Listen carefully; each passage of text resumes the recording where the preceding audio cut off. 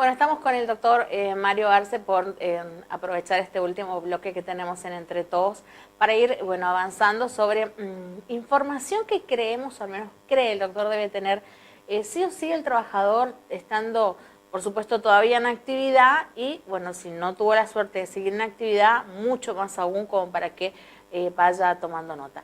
Doctor, bueno, ¿cómo le va? Buenas noches. Buenas noches, Liliana, gracias por la invitación. Y bueno, gracias por venir. Sí, Yo digo para empezar, sí. ¿no? Sí, soy un trabajador en actividad, ¿qué tengo que tener en cuenta con mi relación laboral? Bueno, hay una serie, como todo contrato, hay una serie de derechos y obligaciones para las partes, es decir, tanto para el trabajador como para el empleador. Es decir, el empleador sería el patrón.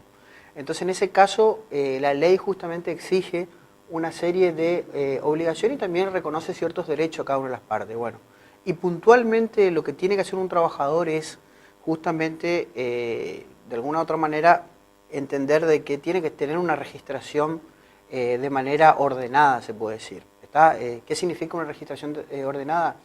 Tiene que tener justamente los aportes previsionales, es decir, aportes previsionales son los aportes de la Seguridad Social o jubilatorios, que se puede decir. Puede exigir también la posibilidad de tener los aportes al sindicato. Una obligación también del empleador tema, y también una parte también del trabajador es el tema de la obra social.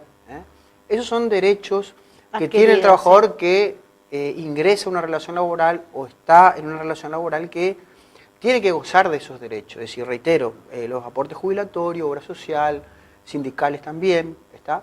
Y, por supuesto, exigir también el pago en tiempo y forma de cada uno de los salarios. Es decir, hay un plazo que establece la ley de contrato de trabajo justamente para percibir sus haberes. Y conforme a la real fecha de ingreso, que efectivamente que eso figura en los recibos de sueldo, controlar también eso, y también conforme a la categoría laboral que se está desempeñando, ¿está? Y de acuerdo también al convenio colectivo. Es decir, sabemos que hay distintos convenios colectivos de trabajo de acuerdo a la actividad que desarrolla el trabajador. Es decir, no es lo mismo la protección legal que tiene un trabajador de la construcción, el régimen ya sea de indemnizaciones o de despido del trabajador rural, que el de empleado doméstica, que el trabajador rural, que el empleado de comercio, ¿está?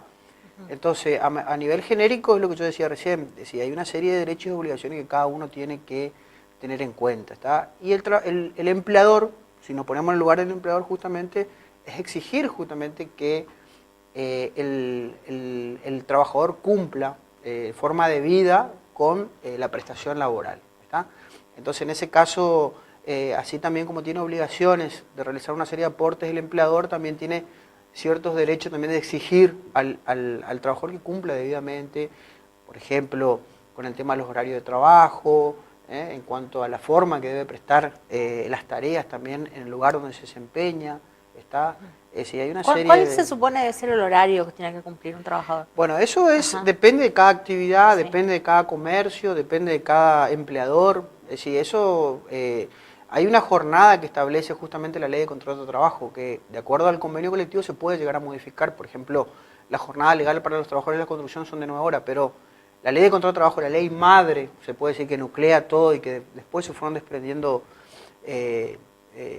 o que ahora mismo, hoy en día, por ejemplo, hay una modificación con respecto al tema de las empleadas domésticas, que después más adelante, si te interesa por ahí, claro, sí, podemos conversar. Sería para otro programa. Para otro programa, justamente, que hay una equiparación justamente del estatuto del servicio doméstico a la ley de contrato de trabajo, que es la ley madre, ¿está? Sí. Entonces, hay una equiparación, entonces, porque había como una desprotección justamente de los empleados domésticos, ¿está? Lo mismo ocurrió también el año pasado con los trabajadores rurales, que también se modificó la ley de trabajadores rurales, que estaba un poco desactualizada con respecto, por ejemplo, al tema de la jornada de trabajo, el reconocimiento de las horas extras. Entonces, hay cierta tendencia justamente a ciertos estatutos, como te decía recién, el empleado doméstico, el trabajador rural, de equipararlos o de alguna otra manera reconocer los ciertos derechos que otras actividades sí lo tienen. Con respecto a lo que vos decías, la pregunta de la jornada de trabajo, la jornada de trabajo, la que establece la ley, es de 8 horas, 8 horas diarias, ¿está?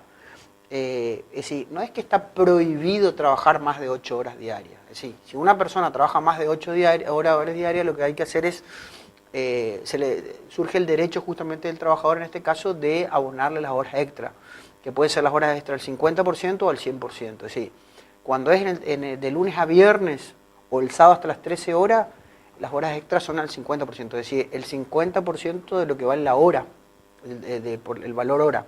Está cuando, por ejemplo, trabaja más allá de las 13 horas los días sábados o los días domingos, ya se le reconoce el recargo es del 100%, es decir, por eso se llaman horas extras al 100%, ¿está?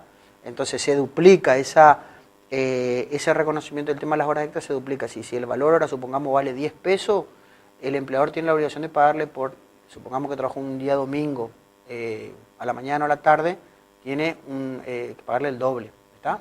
Es decir, 20 pesos, ¿está?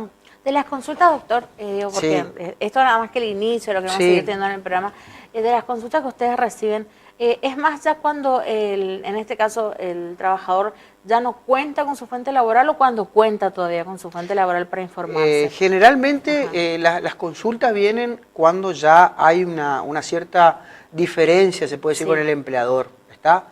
Si bien en muchos casos, por ejemplo, ya cuando están ya en un proceso, se puede decir, de discusión, o ya que ya hay ciertas diferencias, tanto del empleador como del trabajador, de cualquiera de las partes.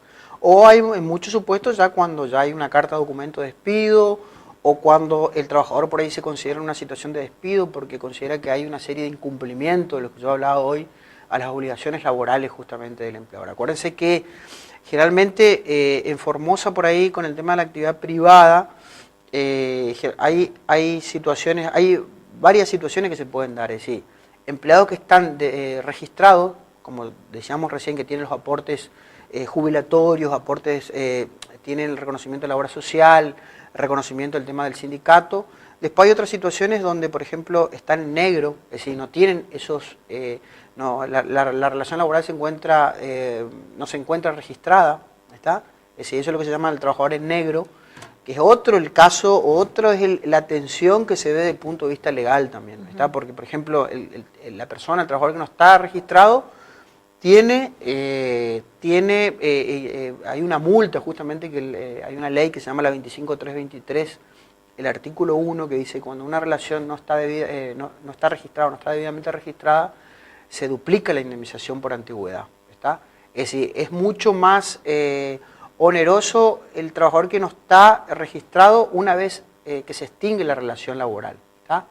Es decir, ¿por qué? Porque es una cuestión lógica, es decir, el trabajador, el empleador que cumplió con sus obligaciones estando vigente en la relación laboral,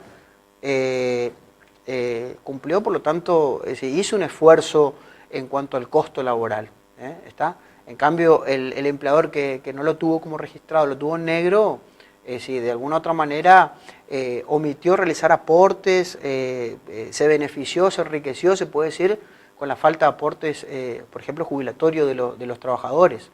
Y después hay otras situaciones que se da mucho también, y fíjense que es una cuestión analizarlo también, el tema de, hablamos de los empleados que están registrados, los que no están registrados, y después hay otro supuesto de empleados donde están bajo la figura, una figura distinta, eso es lo que nosotros llamamos fraude laboral. Sí. Por ejemplo, están bajo la figura de una cooperativa.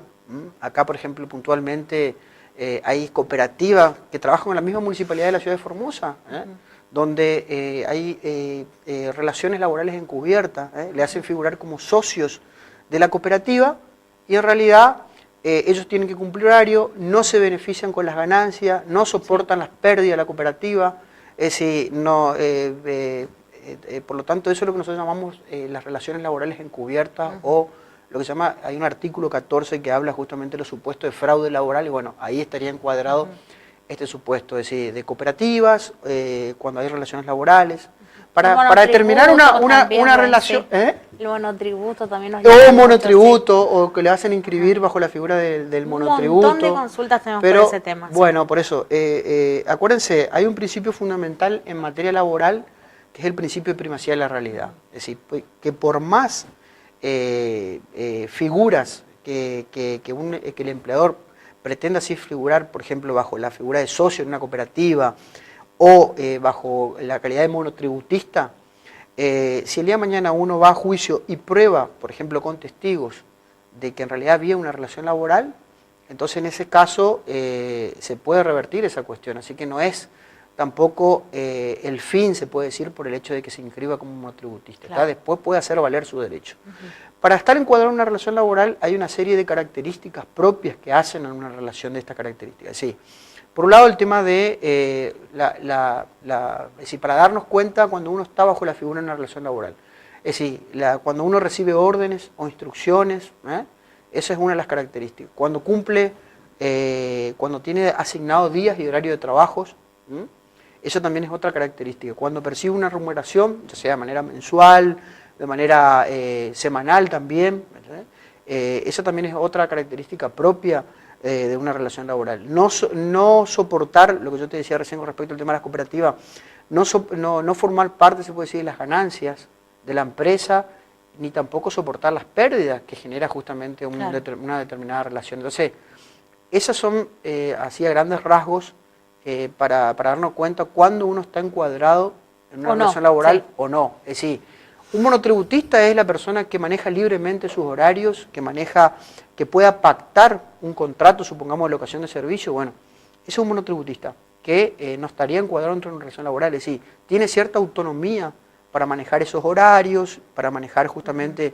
él es su propio jefe, se puede decir, se pacta una remuneración. Entonces, ahí está la diferencia que hay entre una relación laboral y una locación de servicio. Digo, me han quedado un montón de consultas, pero nos tenemos que ir despidiendo. Y sobre todo también pidieron que tengo una lista ahí. Después capaz que hasta traemos el video, las preguntas de la gente, porque no digo casos particulares, ¿no? Pero en general es como que todos quieren saber y diferentes temas, no solamente cuando se quiebra la relación, sino antes también para sutilmente ir diciendo, no se olvide, patrón, acuérdense que sutilmente, digo. Claro. Sí, después si querés lo podemos conversar el tema del despido, porque ahí surge, hay que ver si el despido con causa, sin causa, y ahí surge la posibilidad de indemnizaciones. O no. Y bueno, de acuerdo al tipo de relación, bueno, hay un montón de cosas. Muchísimas gracias. Bueno, nosotros hoy llegamos al final de Entre Todos, le hacemos una pausa amena, prometedora, y nos vemos la semana que viene aquí en este espacio.